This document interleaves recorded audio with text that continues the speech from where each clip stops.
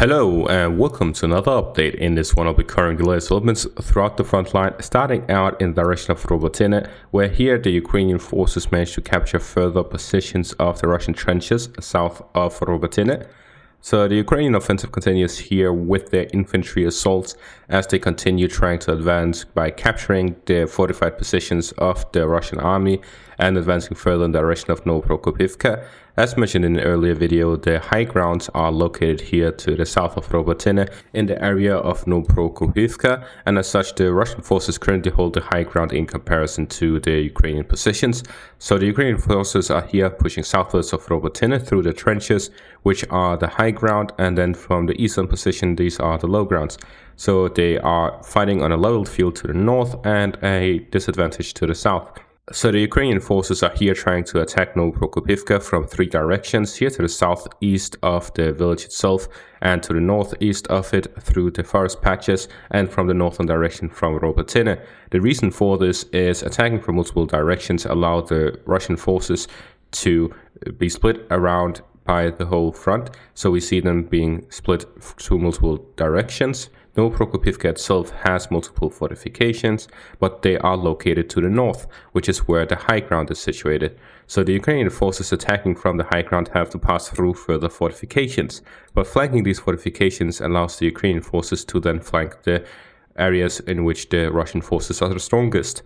But there is the disadvantage of the heights. So the Ukrainian forces are trying to see which is better for them, attacking from the low ground or attacking through fortifications to test the waters around Novomaiorske. As for the combat itself, we see the reports that the fighting is mainly taking place by Novomaiorske as well as by the trenches west of Verbove. And as reported on the past video, we see that the Ukrainian forces are using infantry fighting vehicles and other armored vehicles to dismount their troops right close to the front line, after which the troops conduct infantry assaults across the forest patches to try and gain positions here. And the Russian response is mainly focused around artillery shells, as their mines are mainly anti-tank mines and not anti-personnel mines.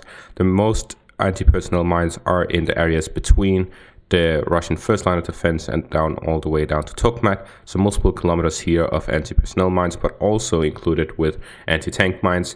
The anti-tank mines are mainly situated around the roads, as the Ukrainian forces, if they manage to break through the first line of defense, would have to fight through the roads mainly between the first and the second lines.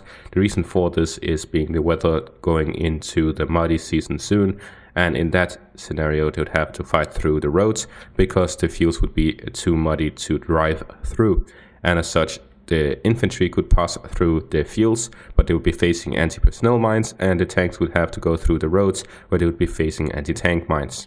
To the Robotyne ledge area, we see here that the Ukrainian forces continue their attacks in the direction of Novomaiorske. However, in the past 24 hours, there's been no updates on this part of the front line, as neither side has made any advancements. The Ukrainians are continuing their pressure on these villages, but are unable to break through the Russian defenses, defending the roads and supply lines towards these villages and the intersection between Novomaiorske and the river line to the north. We then move on to the direction of Bakhmut, where here the Russian forces initiated a counterattack while they withdrew from the northern outskirts of the village. So what we're seeing here is that the Ukrainians have been pressuring the Russian positions for a very long time, and now we're seeing the Russian forces attack in two directions, to the north of the village and to the south of the village. So the southern positions here are located in the high grounds to the east of the village of Kupiansk. The western parts are also located on the high grounds, and then there's the forest patch here. So this is all important because in case the Russians want to hold on to Kupiansk, the only possibility now is to counterattack because they have lost all positions within the village. The Ukrainian forces are getting closer and closer to capturing it. So if the Russian forces want to recapture Kupiansk, they'll need to do it in one fell swoop. Otherwise, it would be a grinding battle within the village itself. And now that the Ukrainians have most of the village under their control, they would have the advantage of direct fire from the southern and western positions, while the Russian forces have the northern and eastern positions. However, the northern positions are not on the high grounds, the eastern positions are. This means that the Ukrainian forces have better positions than the Russian forces, especially with the fortified positions to the west of the village. So the Russian forces here would need to do a two-pronged attack to recapture the village. They would have to regain control over the fortifications to the west of the village, which we have seen them previously launch an attack in the direction of, which the attack failed. It included a couple of armored vehicles and tanks, about 5, and then the southern parts we're seeing them do some regaining territory. There's some fighting by the forest lines here to the north, where there's mainly infantry fights, and here the Russian forces seem to be gaining some ground. But essentially what we're seeing is that if the Russians want to recapture Klishchiivka, the main target would be the fortifications to the west of the village, and they would need to conduct another armored assault that would actually succeed. And for that, they need to do a lot of preparation with counter-battery fire, which would allow them to dwindle the power of Ukrainian artillery. Then they would have to follow that up with an armored assault that would also require some bombardment on the Ukrainian positions, so they would need more air support than what they currently have. And then after those preparations, they need to launch an armored assault. 5 is clearly not enough. They would need at least 20-25, so a whole regiment launching an attack on this position if they want to recapture the position west of Klishchiivka. And they would have to risk all of those units, which would mean that they need to call in reinforcements to replace them in case that they end up losing that fight. Therefore, the Russians would need to do 3 things before launching an offensive. They would need to launch counter-battery strikes to dismantle the Ukrainian artillery power in this direction. They would need some more air support to bombard the Ukrainian positions in the area, and they would need to gather reinforcements in case the attack fails. Then we move on to the direction of the north of Soledar, where here the Ukrainian forces have managed to advance slightly south of Rostolivka. So the Russian forces got positions fairly close to the village itself, where they could directly fire into it. Now the Ukrainian forces have managed to push them slightly away. There could still be some Russian positions in the forest lines here, which would then still allow them to attack the village directly. But the Ukrainian forces with this, they are securing their positions here to the north of Soledar to be a bit safer than they were before. After which we go on to the Kupiansk area, where here the Russian forces managed to advance slightly in the forest lines to the west of Liman Pershi. So in this direction, we actually see that this part, the forest lines here to the west and southwest of Liman Pershi, as well as to the west of Sinkivka, there has been a lot of back and forth. But in the recent months, we have seen some more fighting in favor of the Russian forces in this direction, and therefore the positions being lost is essentially positions that have largely been abandoned by Ukrainian forces. There are some units here and there within the forest lines trying to dismantle Russian supply lines, as well as to ambush Russian forces moving through these forest lines, as there are some fortifications and ambush positions throughout the forest line. And as long as the Ukrainian forces still have positions within these forest lines, it's difficult for the Russian forces to capture Sinkivka, because they would always be threatened from the western positions. So if the Russians want to capture Sinkivka, they would have to move through the forest lines all the way down south towards Kupiansk. Now, looking at things that could happen within the next few weeks as the Ukrainian offensive closes in on a close, and the Russian forces, although they have been fighting throughout this offensive for a very long time, with their reserves being able to rotate the units out, should be able to do their own thing after a Ukrainian offensive. We have to take a look back at all of the videos I've made about a Russian offensive.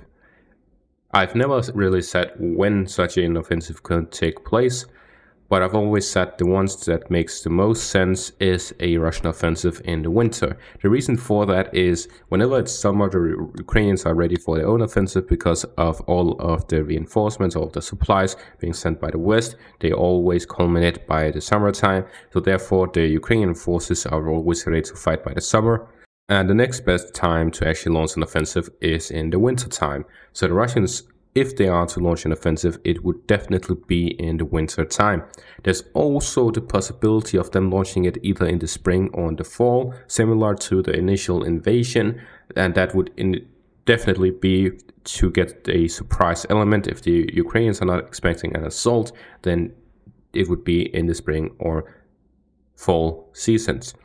The issue here is that, first of all, it is not that difficult to detect these buildups of troops, and therefore the element of surprise is essentially non-existent, which is why I'm advocating that it is very likely that it will be in the winter rather than at any other time.